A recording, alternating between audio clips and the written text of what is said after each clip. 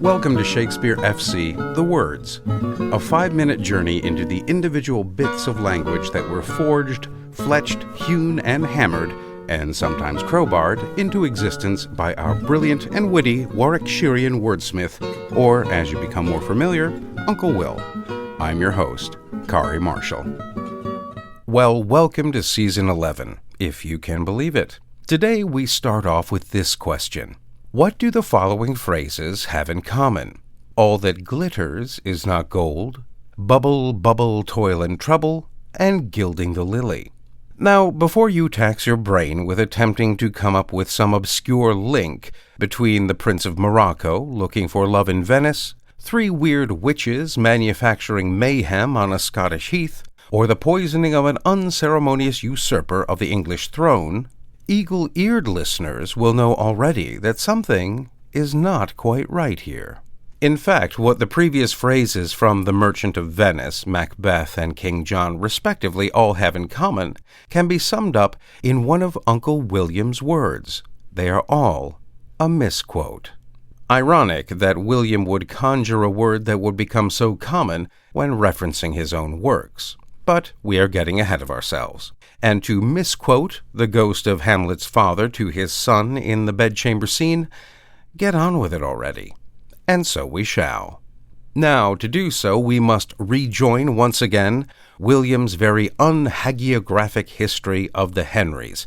They weren't saints after all. To the first part of his Henry IV. A brief recap. King Henry is struggling to keep control of his kingdom amid a rising rebellion. The fiery Hotspur, Henry Percy, defies the crown, prompting a civil war. Meanwhile, the king's son, Prince Hal, neglects his royal duties in favor of low-life company, chiefly among them the gloriously disreputable Sir John Falstaff. Despite appearances, Hal does plan to reform, and he proves himself by joining his father's side as the rebels prepare for the battle near Shrewsbury. On the eve of the battle, King Henry and Hal meet with the rebel leaders where a peace offer is extended. However, in Act 5, Scene 2, Worcester and Vernon pretend to consider the offer, but intend to withhold the message from Hotspur, fearing peace would spell their political end, and that no matter how they act because they are so mistrusted, their very looks and manner will be misread, misrepresented, misquoted, to fit the narrative that they are not to be trusted. Oh, no! My nephew must not know, Sir Richard, the liberal and kind offer of the king. To a best he did. Then are we all undone. It is not possible, it cannot be the king should keep his word in loving us. He will suspect us still, and find a time to punish this offence in other faults. Supposition all our lives shall be stuck full of eyes. For treason is but trusted like the fox, who ne'er so tame, so cherished and locked up, will have a wild trick of his ancestors. Look how we can, or sad or merrily, interpretation will misquote our looks.